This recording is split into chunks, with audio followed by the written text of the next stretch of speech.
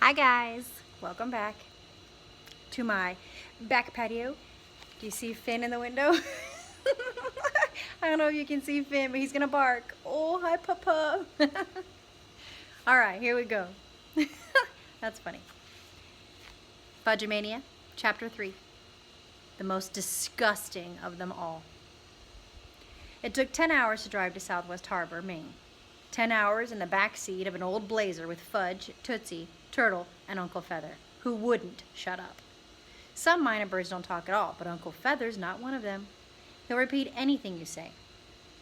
Finally, I dropped the cover over his cage, hoping he'd think it was nighttime. "Go to sleep, stupid," I told him. Stupid is one of his favorite words. But that didn't work either. "Go to sleep, stupid. Go to sleep, stupid," he chanted, until even Turtle lost patience and started barking. Grandma's really smart, I thought. She's flying up to Maine. As we got closer to our destination, Mom started reading to us from a guidebook. Southwest Harbor is on an island called Mount Desert. She pronounced it desert. "Ice cream, cookies, brownies, pudding," Fudge sang. Mom kept reading. I don't know why she thinks Fudge pays any attention to her lectures on history. He only hears what he wants to hear. Everything else goes right by him. Founded in 1905, the town of Southwest Harbor. You call this a town, I thought, as we drove through it. There was one street with a couple of shops, and that was it. But I could tell Mom was really excited. She put down her guidebook and smiled at my father. "Oh, it's so quaint," she said. "Isn't it quaint, Warren?" My father smiled back and said, "It's perfect, honey." Fudge checked Tootsie under the chin. "It's perfect, honey," he said, imitating my father. Then Uncle Feather said, "Honey, honey, honey." For some reason, Tootsie thought that was wildly funny, and she laughed until she got the hiccups. Mom passed a bottle of water to the back seat, and I stuck it in Tootsie's mouth. "Take a left here, Warren," Mom said to Dad. We turned onto a dirt road, then pulled into a gravel driveway, and parked in front of an old, weathered wood house. The first person I saw was the Queen of Cooties herself. She was standing on the seat of a rope swing. It hung from the branch of a big tree in the front yard. She was swinging pretty high when I opened the back door of the Blazer and Turtle jumped out. It had been almost 4 hours since I'd walked him, and he really had to go. He raced for the woods behind the house, but Sheila thought he was heading straight for her. "Help!" she screamed, wobbling on the swing. "Somebody please help!" She lost her balance and fell to the ground. What a dork. Mom jumped out of the car and ran to her rescue. "It's all right," she said, helping Sheila to her feet. "Turtle just had to wee-wee." How could Mom have used such an embarrassing expression? By then, Mr. and Mrs. Tubman, who had also heard Sheila's screams, came running out of the house. "Are you okay?" Mrs. Tubman asked Sheila. "I'm fine," Sheila said, brushing herself off. "It was just that disgusting dog." Before I had the chance to tell her who was really disgusting, a man with white hair called, "Lemonade!" We all headed for the house and gathered around the table on the porch. "I'm Buzz Tubman." "Nope. I'm Buzz Tubman's father," the white-haired man said. He poured each of us a glass of lemonade. "Call me Buzzy Sr." I polished off my drink really fast. Buzzy Sr. poured me another. I gulped it down. "Long trip up here, isn't it?" he asked. 10 hours, I said, wiping my mouth with the back of my hand. He filled my glass again. I didn't even notice Fudge watching until then. "You must be really thirsty, Pete." "Yeah," I said. "Remember that time you drank too much Island Punch and you—" I clamped my hand over his mouth. He still doesn't get the difference between stories you tell to strangers and stories you keep to yourself. I looked at Buzzy Sr. "Fudge knows a lot about dinosaurs," I said, hoping to change the subject. But as soon as I took my hand away from his mouth, Fudge laughed. "And Pete knows all about cooties." "Well, you can't know too much about cooties, can you, Pete?" Buzzy Sr. said, smiling at me. "And guess what else?" Fudge said. "I'm getting married under the trees." "Do I know the bride?" Buzzy Sr. asked. "It's Sheila Tubman," Fudge said. "Oh, my granddaughter," Buzzy Sr. said. "Sheila's your granddaughter?" Fudge asked. Buzzy Sr. nodded. "Have you popped a question yet?" "How do you pop a question?" Fudge said.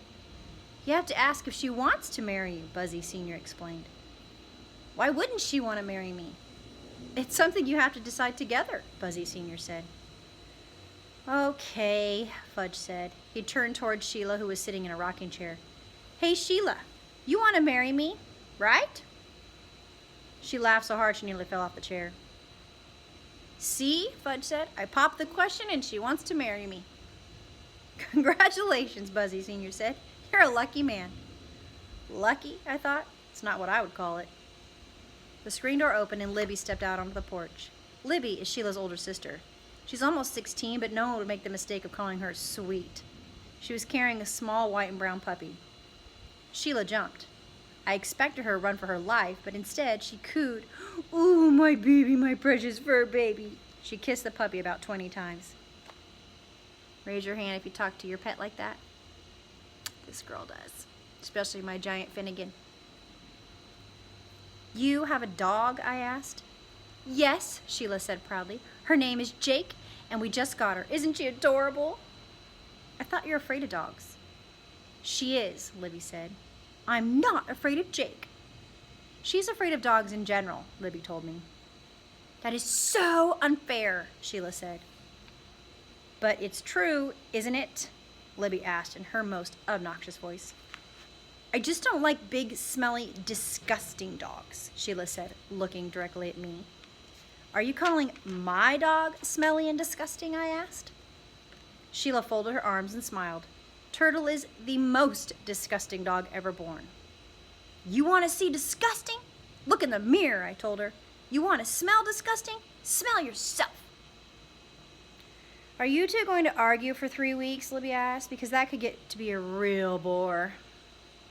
You're right, I said, so why don't you just tell me where our house is, and that'll be the end of this. This is your house, Sheila said. I thought this was your house. It's 2 houses, but they're connected. What do you mean connected?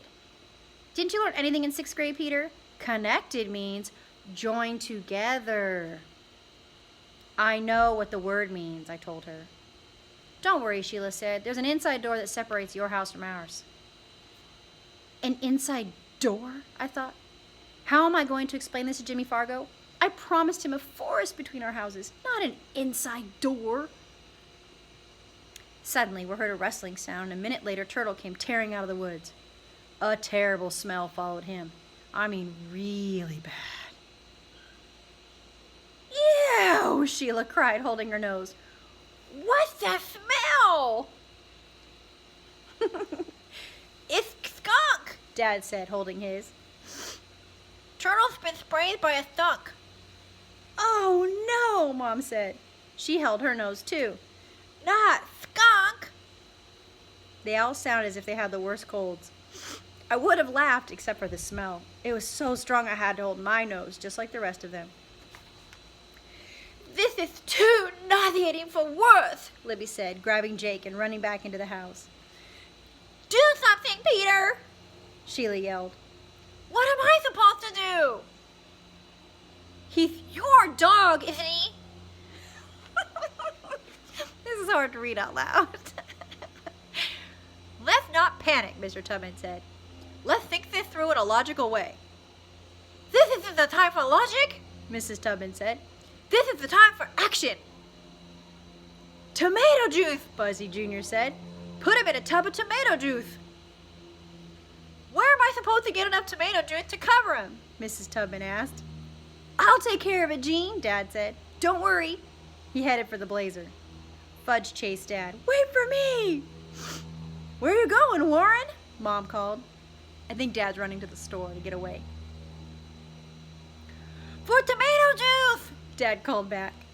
All this time, poor Turtle was rolling over and over in the grass trying to get rid of that awful smell. He knew he was in big trouble.